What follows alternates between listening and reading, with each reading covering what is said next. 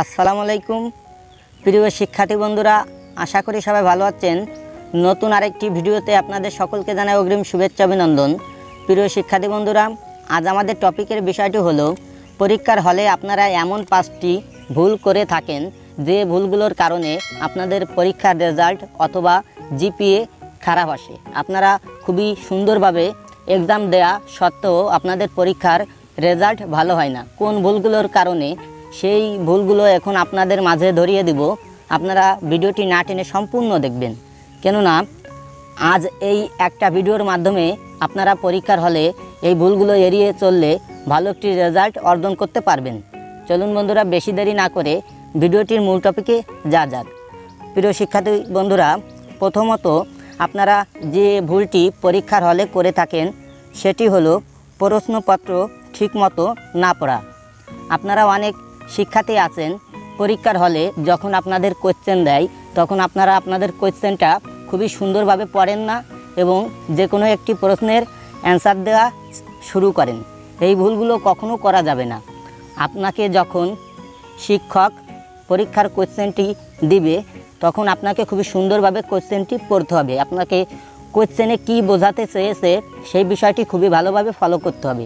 যদি এই বিষয়টি ফলো না করেন তাহলে আপনারা পরীক্ষার সমাধান খুবই সুন্দরভাবে দিতে পারবেন না এবং আলটিমেট পরীক্ষায় ভালো একটি রেজাল্ট অর্জন করতে পারবেন না। সুন্দরভাবে অ্যান্সার না দেওয়ার কারণে আপনারা ঠিক মতন লিখতে পারবেন না, আপনাদের ফলাফল খারাপ আসবে। প্রিয় শিক্ষার্থী বন্ধুরা, দ্বিতীয় নম্বরে আপনারা যে ভুলটি পরীক্ষার হলে করে থাকেন সেটি হলো বিগত বছরের প্রশ্নগুলো না দেখে পরীক্ষা দিতে যাওয়া। আপনারা অনেক শিক্ষার্থী আছেন বিগত বছরের প্রশ্নগুলো খুবই সুন্দরভাবে দেখেন না। আপনারা যদি বিগত বছরের প্রশ্নগুলো সুন্দরভাবে দেখে মাথার ভিতরে ক্যালকুলেশন করতে পারেন, একটা আইডিয়া তৈরি হবে আপনার নিজের মাঝে।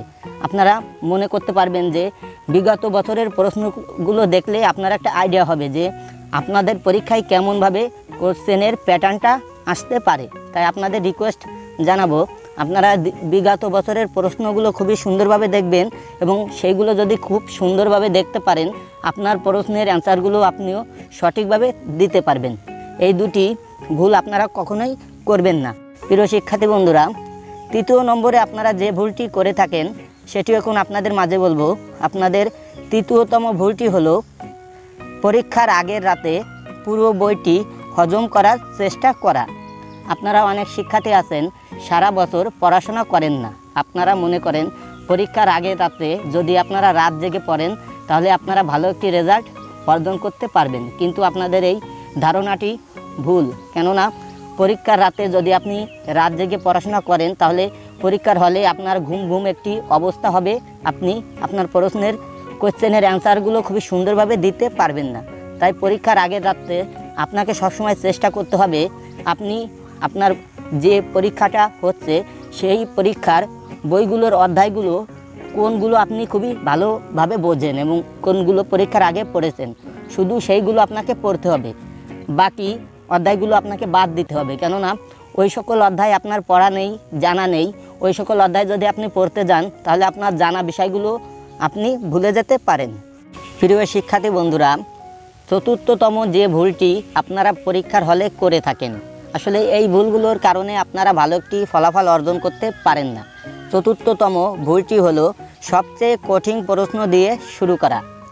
আপনারা অনেকে পরীক্ষার হলে যখন শিক্ষক আপনাদের পরীক্ষার কোশ্চেনটা দেয় তখন আপনারা কোশ্চেনটা খুবই সুন্দরভাবে দেখেন না, পড়েন না এবং যে কোনো একটা প্রশ্নের অ্যান্সার দেওয়া শুরু করেন। এই ভুলটি কখনো করা যাবে না, কেননা আপনাকে প্রথমে দেখতে হবে কোশ্চেনটার ভিতরে কোন প্রশ্নগুলো আপনি খুবই সুন্দরভাবে জানেন, বোঝেন।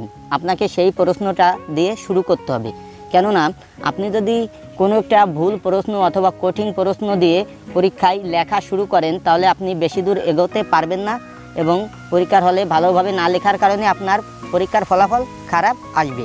প্রিয় শিক্ষার্থী বন্ধুরা, পঞ্চম নম্বর যে ভুলটি আপনারা সকল শিক্ষার্থী করে থাকেন, এই ভুলটি আপনাদের রিকোয়েস্ট করব কখনোই করবেন না, কেননা এই একটা ভুল সকল শিক্ষার্থী করে থাকে। তাই আপনাদের পঞ্চমতম ভুলটি হলো আগে হল থেকে বেরিয়ে যাওয়া। প্রিয় শিক্ষার্থী বন্ধুরা, আপনারা অনেকে আছেন পরীক্ষা যদি আপনাদের 2.5 ঘন্টা হয় তাহলে আপনারা 2 ঘন্টার ভিতরে লিখে পরীক্ষার হল থেকে বেরিয়ে যান। এই ভুলটি আপনাকে কখনো করা যাবে না। কেননা আপনার যদি পরীক্ষার কোশ্চেনে সকল প্রশ্নের অ্যান্সার দেয়া হয়ে যায়, তাহলে আপনাকে মনে করতে হবে আপনি যে প্রশ্নগুলোর অ্যান্সার দিয়েছেন সেইগুলো বারবার রিভিশন দেয়া। কেননা যদি আপনি রিভিশন দেন তাহলে আপনি লেখার মাঝে আপনার হয়তো অনেক জায়গায় ভুল থাকতে পারে, এই ভুলগুলো আপনার সংশোধন হয়ে যাবে। তাই আপনাকে কখনো পরীক্ষার হল থেকে টাইম না হওয়া পর্যন্ত বেরিয়ে আসা যাবে না। প্রিয় শিক্ষার্থী বন্ধুরা, এই 5টি জিনিস যদি আপনারা পরীক্ষায় অনুসরণ করতে পারেন তাহলে আমি গ্যারান্টি দিলাম আপনারা যদি পরীক্ষার আগে ভালো একটা প্রস্তুতি নেন, আপনি ভালো একটি জিপিএ অথবা ফলাফল অর্জন করতে পারবেন। প্রিয় শিক্ষার্থী বন্ধুরা, আর যদি ভিডিওটি আপনাদের ভালো লেগে থাকে লাইক শেয়ার কমেন্ট করতে ভুলবেন না। আর এইরকম নতুন নতুন ভিডিও পেতে আমাদের চ্যানেলটি সাবস্ক্রাইব করে বেল বাটনটি বাজিয়ে দিবেন। এইটুকু বলে ভিডিওটা এইখানে শেষ করলাম। ভালো থাকবেন সবাই। Good bye.